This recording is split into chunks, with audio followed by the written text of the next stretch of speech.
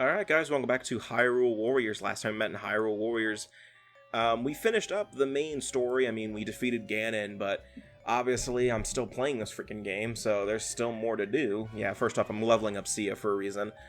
But yeah, we still have a few Okay, these were originally DLC Okay, this is weird. So, Hyrule Warriors, the original version, this campaign was a DLC patch. It wasn't a patch. It was DLC. It was paid DLC that came with the Master Quest map. Sia's Tale was DLC for the original version, but Linkle's Tale and the Wind Waker stuff was in the Legends version. Like, that was the Legends version's exclusive, but then Definitive Edition merged everything together. So in terms of DLC, this is really the only like major DLC that was in the story. But Legend, because the campaigns, the Linkle's Tale and the Wind Waker stuff did not come to the Wii U version ever. And I don't really know why. It could have been paid DLC. The only way you could have gotten to the Legend characters in the Wii U version was with like the Legends came with like a download code for you to gain access to all of the DLC characters for Legends. So once you use that on the Wii U version, then you could play as the Legend characters in the Wii U version. But the thing was, is that was pointless as shit, because that you basically are, you most likely have already completed the game at that point, especially if you're someone who's just going for Legend mode and not really going out of their way for adventure mode. I do believe you had access to the... No, you did not. Never mind. I was about to say, I think you had access to the you had access to the adventure mode maps, but I think I'm wrong on that. But Sia's Tale. So Sia's Tale begins right before the game's main events, and then goes on until Sia dies in the main story. Oh yeah, spoiler alert, Sia dies in this game. Okay, well technically Sia doesn't die, but it's weird. But yeah, basically what we're doing is we're just kind of explaining what Sia was doing in between the... Like, first off, this part is all about how Sia managed to get into contact with Volga and Wizzro. And then the next part will be I believe right before the main the first battle of the game that we did, where Link, you know, proved himself as the legendary hero to Impa and Zelda. And then after that is just going to be some like in-between maps that explain like what Sia was up to in between the period of, you know, the timeline split and right before the final fight with her in the Valley of Seers. But that's really all there is to it. There's not much past that. In terms of difficulty with the campaign, it's your first playthrough, it may get chaotic at times. This one especially will get chaotic. But I will admit this now, I do believe I changed the difficulty back to normal for the DLC. I was honestly just kind of done with it. I'm honestly just kind of done with this game, and I just kind of want to play something else. I just kind of want to finish this Let's Play faster, so changing it to normal will do that. So there will be, so I think after this part, I want to say, it will be changed back to normal mode. Because I was just so done with taking forever to kill things, especially giant bosses and commanders. I was just like, yeah, I'm done. Let me just change to normal for a little bit. I think the Argarok boss fight was, back in the Twilight Princess thing, was kind of the start of that thought. And then, like, after I realized, oh my god, this King Dodongo won't die, I was like, alright, I'm fucking done. And I just changed it. But yeah, so now we can play as Sia for a little bit, and Sia's actually pretty fun to play with. She's actually a really fun character to use. I think out of the villains, I mean, I'm talking strictly like Master Quest mode that you unlock, which is Wizzro, Sia, and Volga. Wizzro's my least favorite. I don't like playing as Wizzro. Man, I just don't like Wizzro at all, do I? I hated fighting him in the main campaign, and I hate playing as him. There's just not much. Dude can't win. I just don't like how most of his attacks have like a wind up, if that makes sense. It takes forever for me to get into to finish anything with him. And I'm guessing that's the point, but I'd rather just do something fast with like Sia or especially Volga. Like Volga I think is my favorite out of the three because of just how fast he is. Sia I like because she has a lot of spells that can really do some damage if you can time it just right. Like those little purple things right there. Like if you can get an enemy on those at any, like they don't go away for a while. But like if you can get an enemy on them, it'll stun them for a split second like that, and it'll do some pretty good, it'll, you know, damage them a little bit. It's not perfect. Like, it's not like the best way of dealing damage to Sia. In fact, I would say one of her combos where she like stomps on like a dark orb or something, that does a lot of decent damage too. But yeah, this is one of those instances in the main campaign where we'll be dealing with both rogue forces and main enemy forces. But as you see, Volga's health is not going any lower than it already is. That's because I have basically gotten it to where he has already retreated. Unfortunately, this health will not carry over to the end of the battle where, you know, Volga is already, you know, diminished his health, which really would have been helpful, especially because, spoiler alert, Wizzro is going to betray us and basically try to take our allied base from us. And we have to kill him. Well, not kill him, because, you know, obviously he's going to be back in later missions in the main story.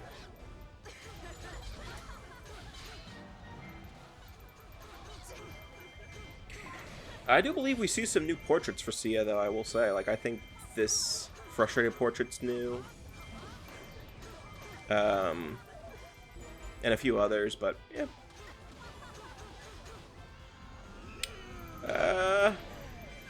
Let's try to come up with a tangent. That Tears of the Kingdom trailer.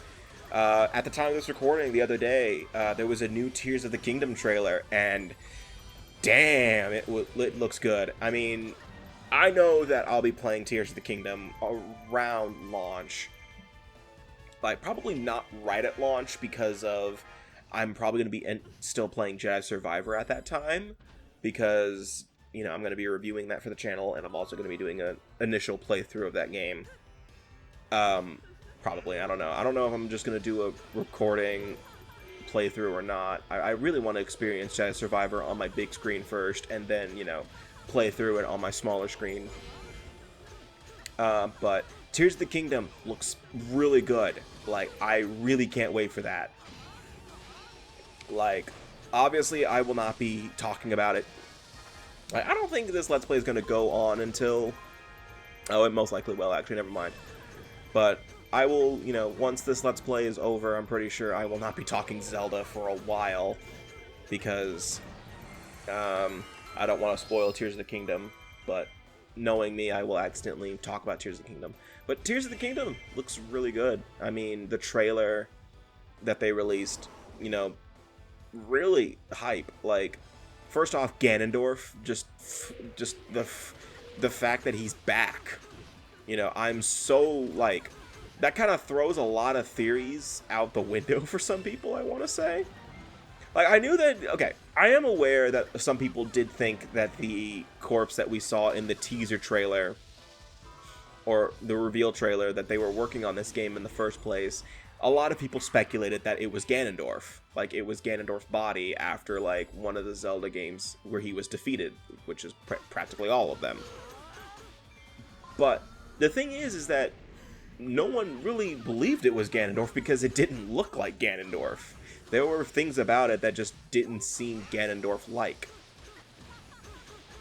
But, like, I'm very curious because I remember back in Breath of the Wild, Zelda said that that Calamity Ganon is only back Like, Calamity Ganon is really only a thing because Ganon itself, the Dark Spirit, has given up on the idea of reincarnation. Like, I remember that's something it said, or no, or it said something along those lines about the final beast form with Ganon. But I remember that Calamity Ganon was basically just a thing, was like a tradition at that point, like every century or like every 10 years or something, where like Ganon just came back, no Ganondorf whatsoever, it just, Ganon came out. He was like, oh hey, I'm here. And like the divine beasts were created as a means to fight Ganon. Oh, for God's sakes, Wizzro.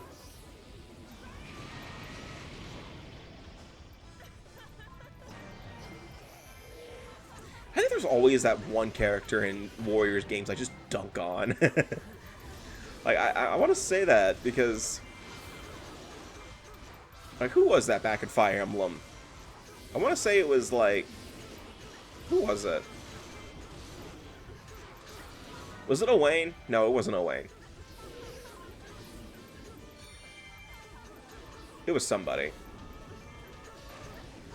Like, I would, like, they got in slightly trouble. I was like, God damn it, dude! I can't remember my Fire Emblem Warriors Let's Play offhand. It was probably Rowan. I probably dunked on him a lot.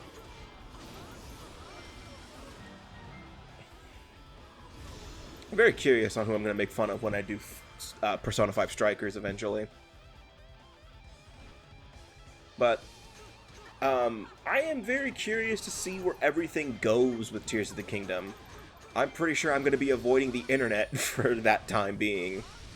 Because I do not want to see a single spoiler of what's going to happen in Tears of the Kingdom. I haven't even watched that gameplay demo that Nintendo did to show off mechanics in the game. I have not watched it because I don't want to see it. I don't want to look at it. I want to find out everything by myself. I don't need someone explaining it to me. And then inevitably I'm going to be like, okay, how do I do this again?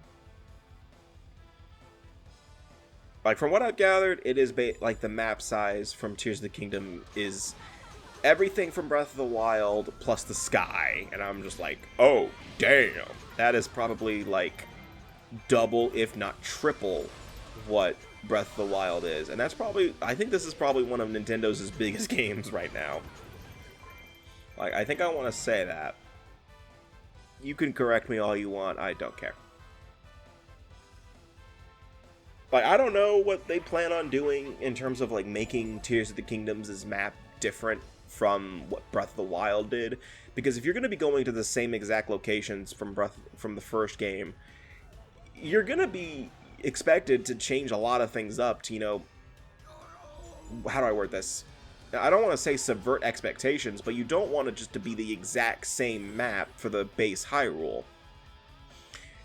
That, or you do have certain areas be exactly the same, but you need to make sure that the new areas are very good and very distinct, that you're spending more of your time in the skies than on the ground, if that makes sense.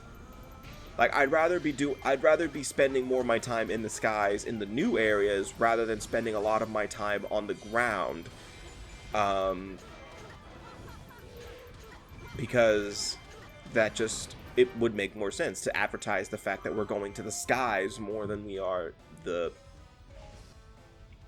ground, because I would rather visit those areas more. Like, I would assume we're going to be starting off on the ground. We're going to be starting off on the bottom level of Hyrule. Like, we're probably going to be starting off near Hyrule Castle. You know, probably a huge contrast to what we dealt with back in the original. Like, back in Breath of the Wild, we started off in the Great Plateau. You know, an area that was just a very big tutorial area. But for, oh, Christ.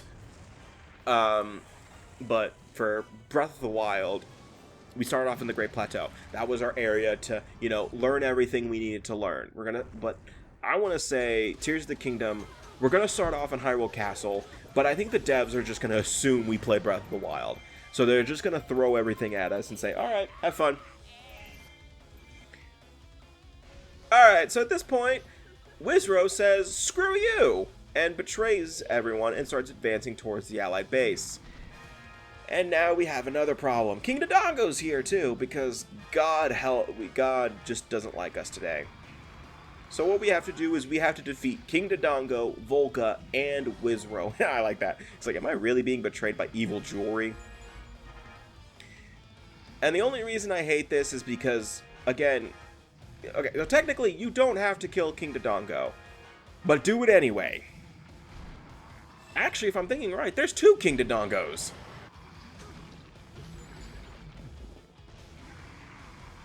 So the reason I'm killing the King Dodongos, actually, is because the Golchula. And, yeah, if I remember correctly, there are 2 King Dodongos out there. Yep, nope, I see the second one. It's right next to Volga. And, yeah, this fucker's here, too.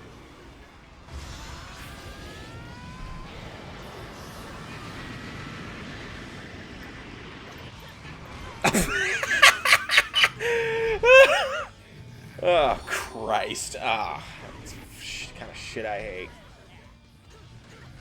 That was funny. I'm sorry. That was funny, but also very annoying. Wrong button, and I got grabbed. Today is just not Sia's day.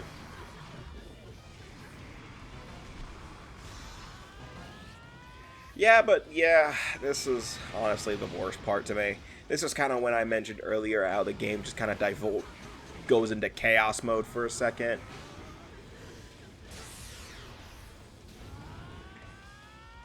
And it didn't even kill him, I don't think. Nope, not even close. I'm actually pretty close, but not close enough. Wizzro, though, is going to go straight to my allied base, knowing him. So yeah, for this section, like, when everything starts going to hell, get Wizzro first. Like, deal with the King Dodongo, but, like, ignore Volga for a little bit, because Volga is not going to do anything to you. He is just going to go out of his way to capture every keep you have first, and then he'll come after you. Like, he'll go out of his way to capture all the keeps you own.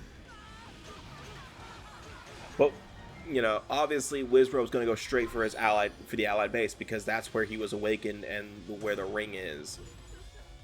So now he's going to go do that. He's going to capture the allied base. Because, again, if the allied base falls, it's game over, so don't let the allied base fall.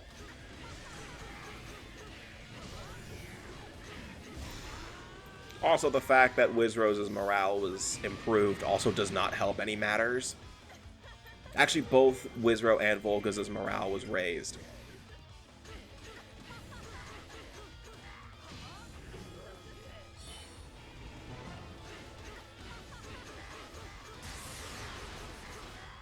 Honestly, Wizzro kind of deserves it.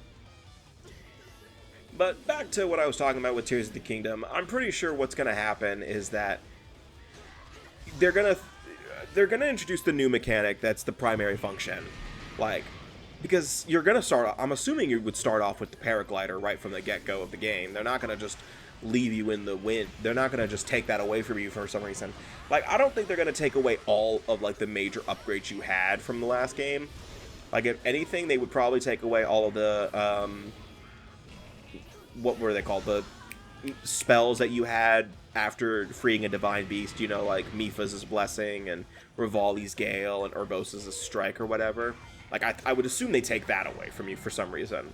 Because, you know, starting off with those right from the get-go was probably the most broken thing ever. But, like, I would assume that you're gonna keep the paraglider, or they're gonna, you know, give you a new version of it at some point within, like, the first couple hours. And then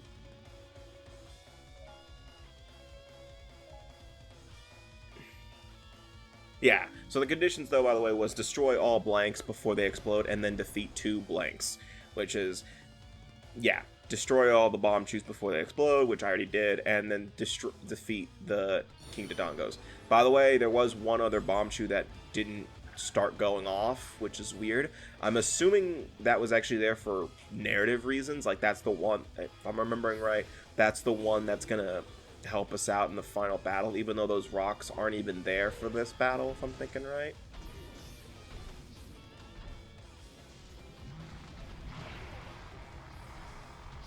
Yeah, I'm going out of my way to defeat the Dongo first. I'm ignoring Volga because, again, Volga is not going to ignore me. He's going to go straight for me.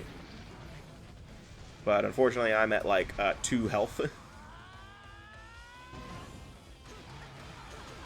What sucks about Sia's tail, and actually all of the tails, I want to say, is that there is no, like, whatchamacallit, cutscenes. So, thumbnail creation is going to be a bit of a challenge for me, I would say. Wow, thanks, Volga. Missed, but actually he hit me. It just didn't count. Now he knows what it feels like. And there you go. The Gold Skulltula's on the battlefield.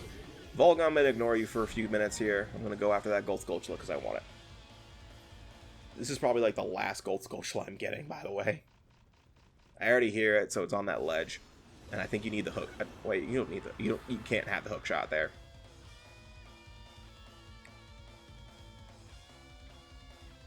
But yeah, I mean, Tears of the Kingdom, I'm going to keep mentioning Tears of the Kingdom. I'm probably going to be doing that for like the rest of this Let's Play. I look forward to where Tears of the Kingdom is going. I mean, there's a lot of directions that Tears of the Kingdom can go. And, you know, obviously I think that it's going to come out great. I'm pretty sure there's going to be some Nintendo... There's probably going to be some Nintendo detractors out there saying, like, Tears of the Kingdom is not as good as Breath of the Wild or whatever, yada yada yada, this is just a quick cash grab. There's always those there's always those people who just go out of their way to dunk on anything Nintendo because Nintendo, yeah, while they do make stupid decisions, very, very, very stupid decisions, I will admit that, the quality of their games don't really, you know, aren't that bad, I would say. Like, I'm not, like, okay. I would say that, but then I remembered Pokemon Scarlet and Violet happened, and I heard about how bad the glitches were, so maybe I shouldn't talk. But I mean, like, stuff like Mario and Zelda do pretty well. I don't really see, you know, many performance issues with those games specifically. I haven't really seen anything about Engage, actually, now that I think about it.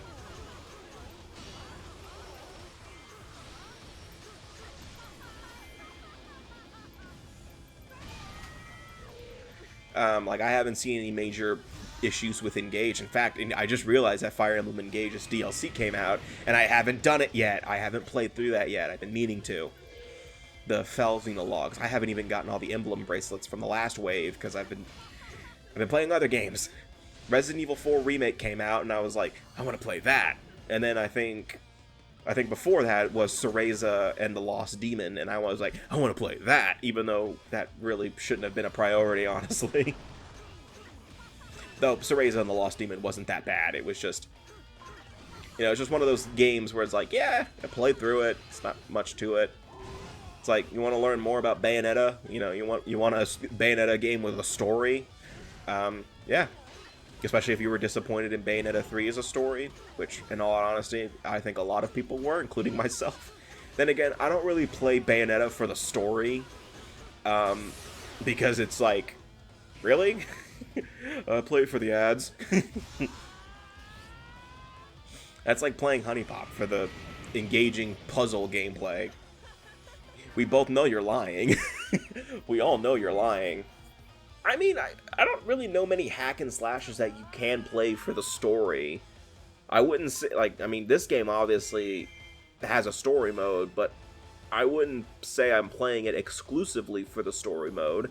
Same for the Fire Emblem Warriors. I guess you could say that you do play a little bit for the story with Three Hopes, the new one. Age of Calamity, I guess you could say that as well.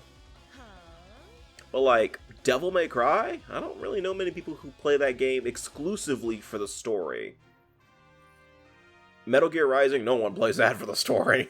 I'm sorry, but if the word meme appears in your story more than 4 times, actually, hell, more than 1 time, your story is not being taken seriously. Then again, I don't think the Metal Gear series' story was taking itself seriously after Metal Gear Solid 2, I want to say. Hell, I would probably say Metal Gear Solid 1 stopped taking itself seriously pretty hard after, like, 2 hours.